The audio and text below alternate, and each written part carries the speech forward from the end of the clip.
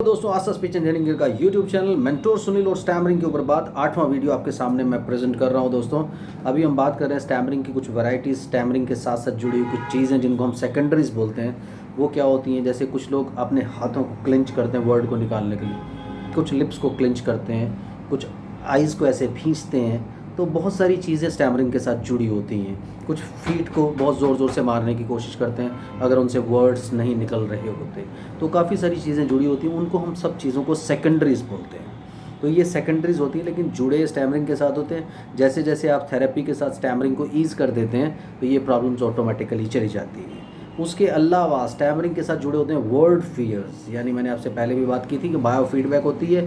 आप कुछ पर्टिकुलर ये भी आप खुद ही प्रिपेयर करते हैं। जैसे आप किसी के सामने बोलते हुए आपने बोला, फॉर एग्जांपल आप बोल रहे थे वर्ड पपाया, आप बोलते हुए उसको अटक गए पपावा।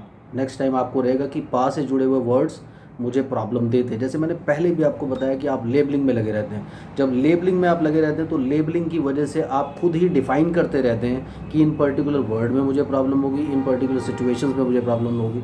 तो पा को आपने अटैच कर लिया। अब पा से जुड़े हुए खाली पपाया में आपको प्रॉब्लम नहीं हो रही है। पा से जुड़े हुए जितने भी वर्ड आपके सामने आ रहे हैं, पहले से बायोफीडबैक ब्रेन में एक, माइंड में एक पहले से ही वो सब चीज़ें चलनी शुरू हो जाती हैं कि यार ये वर्ड आ रहा है, मुझे प्रॉब्लम होगी। अब कुछ वर्ड्स आप सब्स्टिट्यूट कर देते हैं। जैसे मैंने आपको पहले भी एग्जांपल दिया था कि एक वर्ड आपके सामने आ रहा है, फॉर एग्जांपल आपके सामने वर्ड आ रहा है क्रिकेट।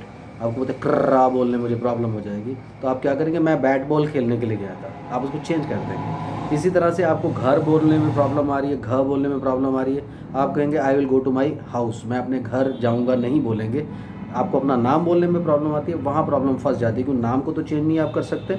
अपने फादर का नाम बोलना है, वहाँ प्रॉब्लम आ जाती है, फादर का नाम आप चेंज नहीं कर सकते।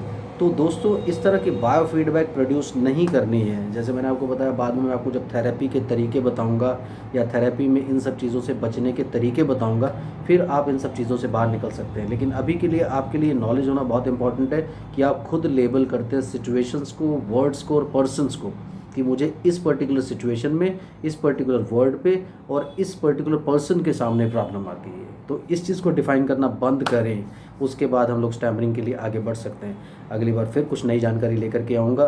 दोस्तों देखते रहिए, चैनल को जल्दी से सब्सक्राइब कर लीजिए। आस्था स्पीच इंजीनियरिंग का यूट्यूब चैनल है ये, और स्टैमरिंग के ऊपर बात हो रही है। Bye bye.